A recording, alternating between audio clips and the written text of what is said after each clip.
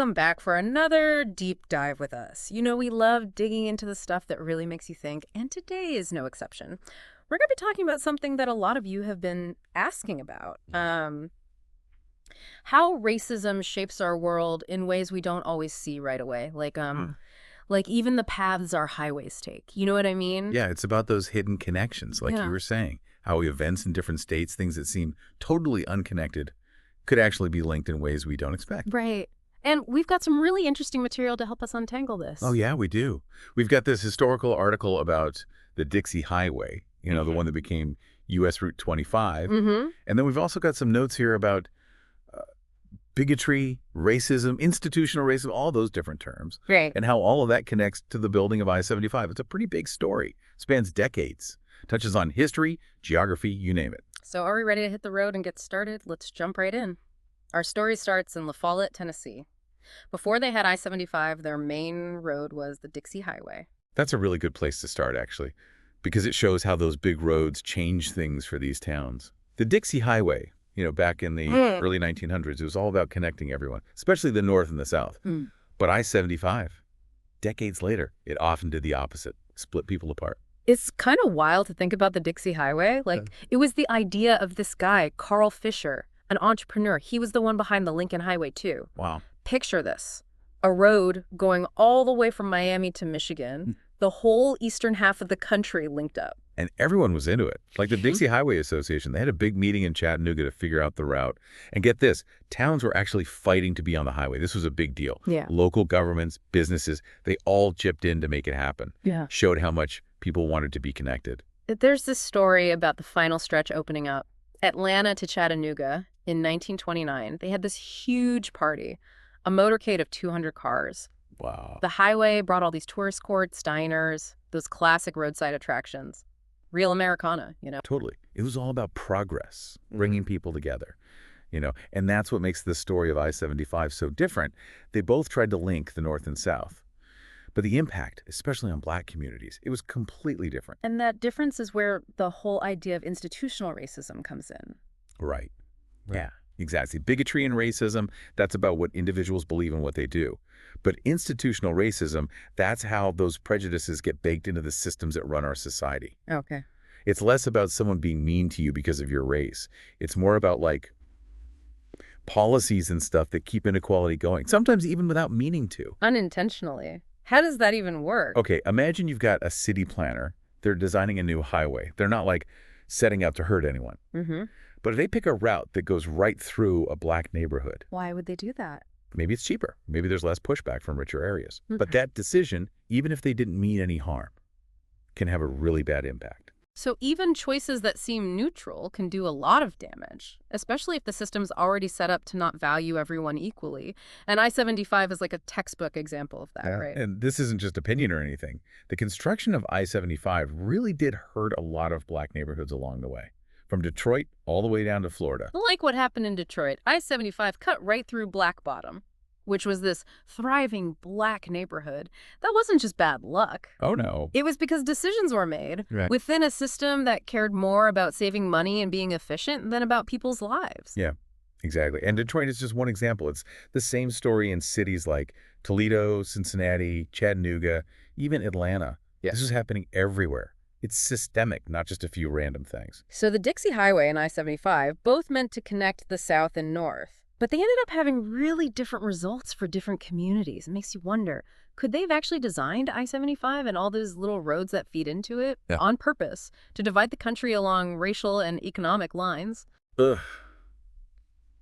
That's a really tough question. Hard to say for sure what they were thinking back then. But the results, you know. The impact they had on those communities, it speaks for itself. Right. And there's something else. When they built those highways like I-75, they often just copied the segregation that was already there. It's like the highway was a way to go around certain communities. Yeah. Keeping them separate and cutting them off from opportunities, which kind of goes back to what we were saying at the beginning, right? About how all these things that seem totally unrelated can be linked by stuff like institutional racism. Exactly. It might look like separate incidents in Detroit or Cincinnati or Atlanta. Yeah.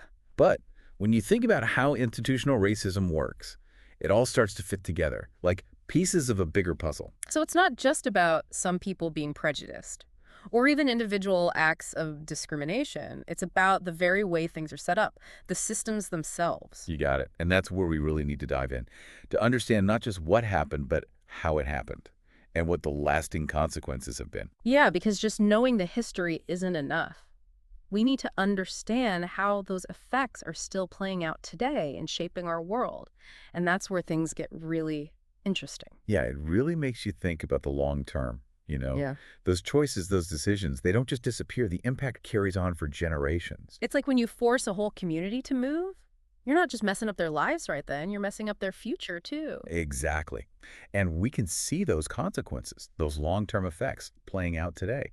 In those communities that were hit by I-75's construction, the economic and social disparities, those are still there. It's almost like a chain reaction. Right. One decision made decades ago, and the ripples just keep spreading. And it's not just about being physically forced out of your home.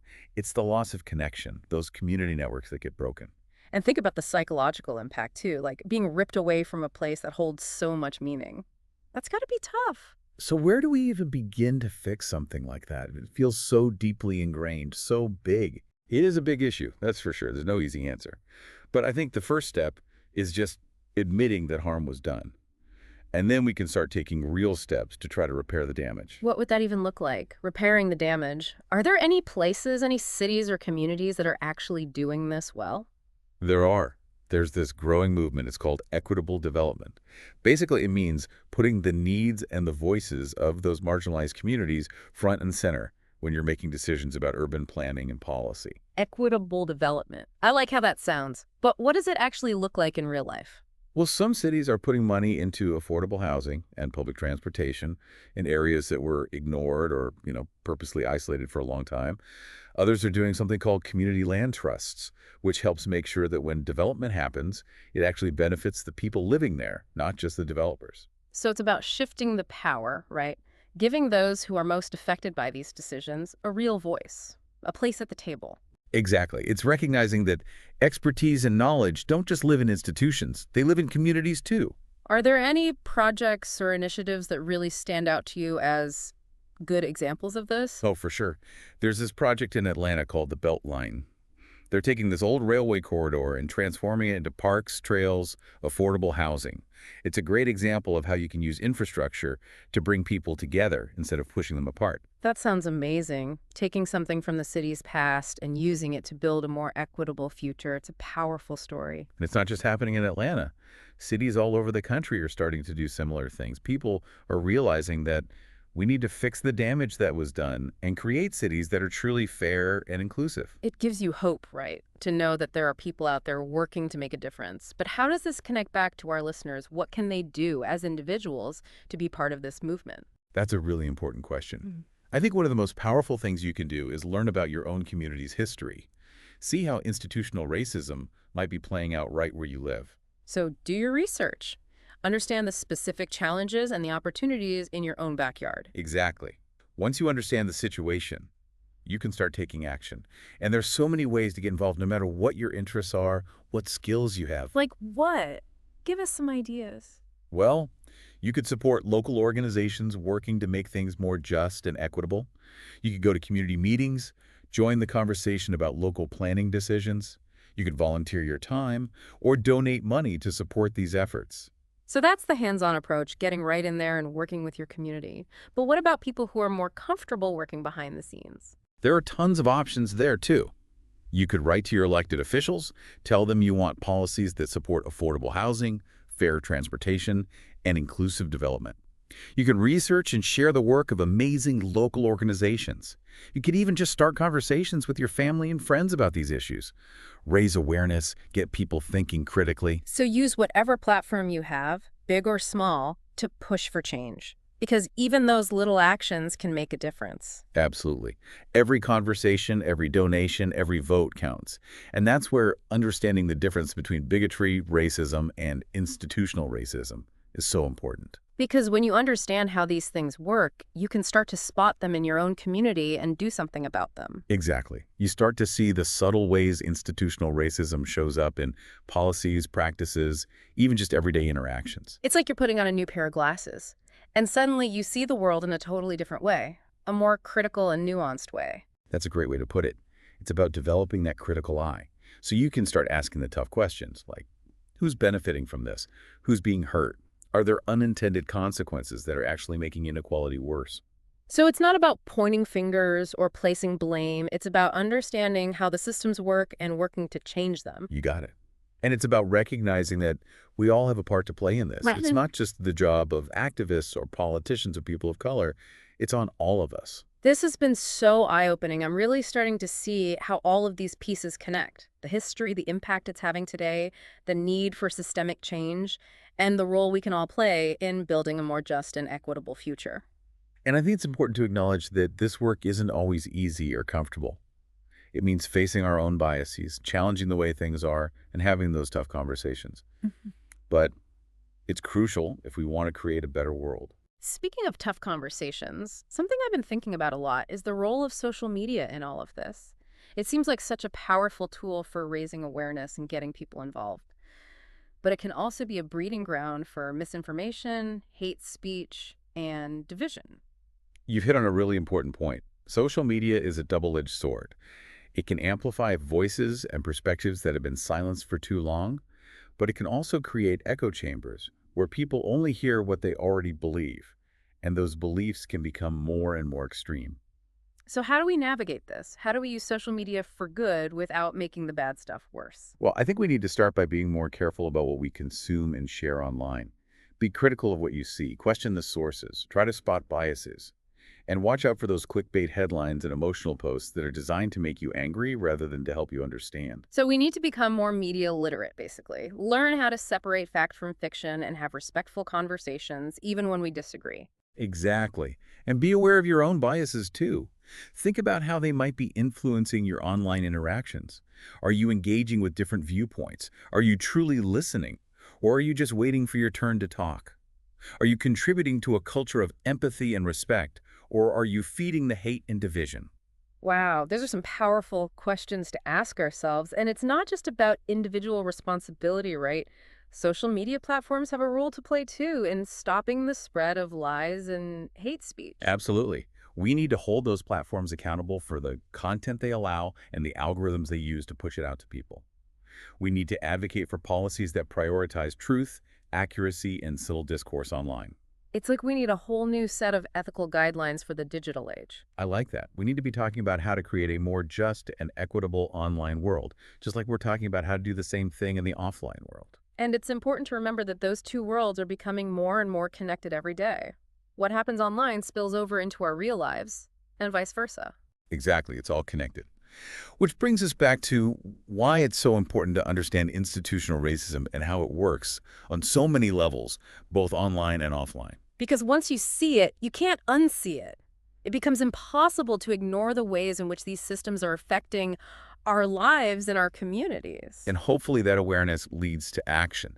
Because in the end, this deep dive isn't just about giving you information, it's about empowering you. We want our listeners to walk away with a deeper understanding of these issues, but also with a sense of agency, a belief that they can make a difference. And that they're not alone in this. There are so many people out there fighting for justice and equity, and together we can build a more just and equitable world. I truly believe that. The fight for justice is a long and difficult one, but it's worth it. And with each generation, we get a little bit closer to that vision of a world where everyone has the opportunity to thrive. That's a powerful thought to leave us with. But before we go, I want to circle back to something you said earlier about not just admitting the harm that was done, but also taking concrete steps to make things right. Oh, absolutely. Reconciliation and repair are essential parts of this conversation. What does that look like? What are some examples of things we can do to address the legacy of institutional racism in areas like housing, education, and the economy? Well, there are some promising approaches being explored. For instance, some cities are experimenting with reparations programs. The idea is to provide financial compensation to the descendants of enslaved people or those directly harmed by discriminatory policies. Reparations, yeah. That's a topic that's been getting a lot of attention lately. It seems really complicated and challenging. It is. There's a lot of debate about what reparations should look like, how they should work. But the main idea is to acknowledge the long-lasting damage caused by slavery and systemic racism and take real, concrete steps to fix it. It's about more than just saying sorry. It's about taking real action to address the consequences of injustice. Exactly. And reparations can take many forms.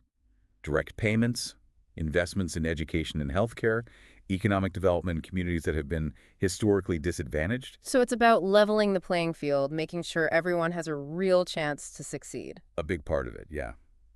It's recognizing that true equality doesn't mean treating everyone exactly the same. It means taking into account the historical and systemic disadvantages that certain groups have faced, and creating policies and programs that give everyone an equal opportunity. This is fascinating. I'm learning so much from this deep dive. Me too.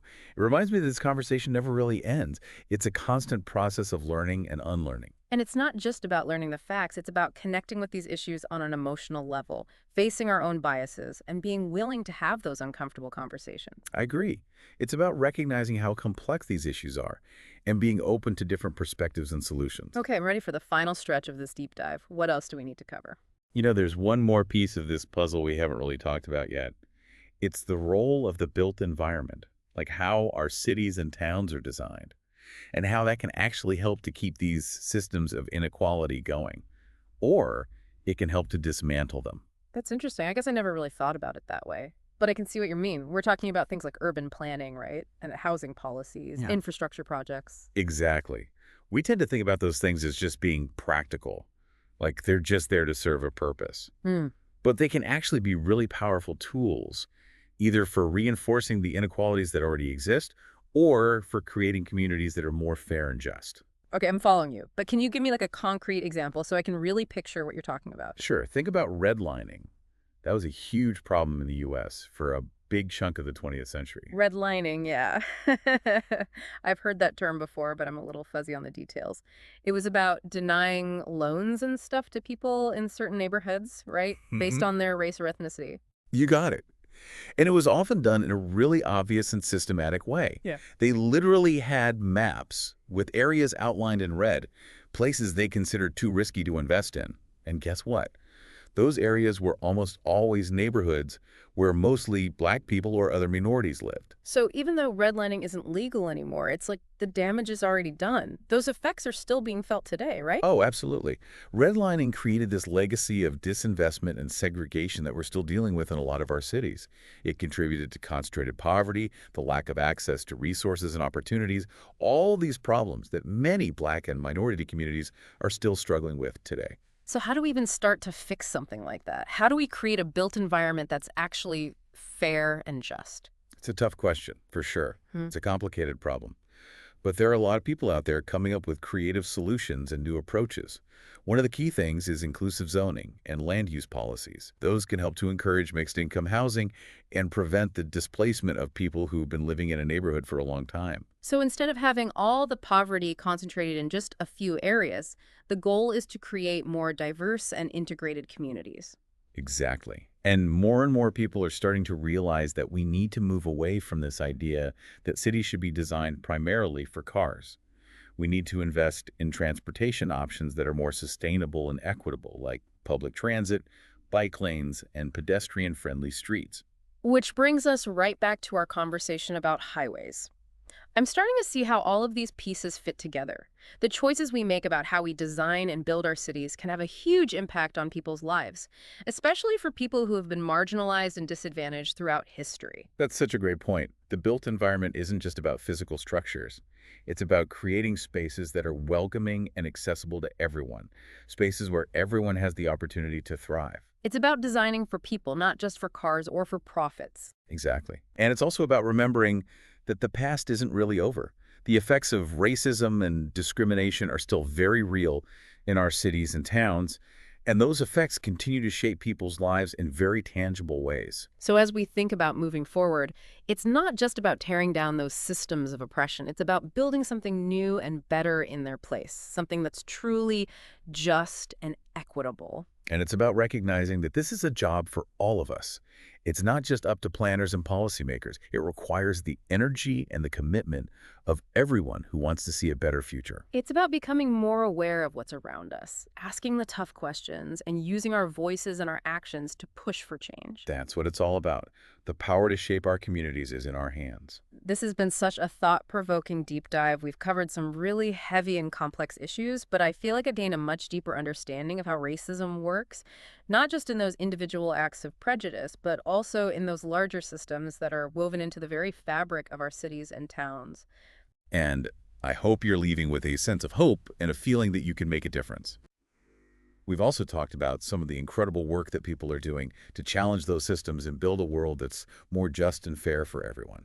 Absolutely. And we've talked about the many ways we can all get involved, regardless of our backgrounds or our skills. Whether it's supporting organizations that are fighting for change, advocating for better policies, having those tough conversations with our friends and family, or just becoming more aware of our own biases and how they affect the way we interact with the world around us.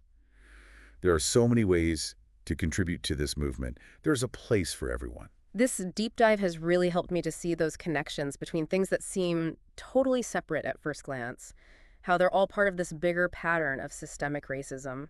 It's like you said, once you see it, you can't unsee it. And that's a powerful thing.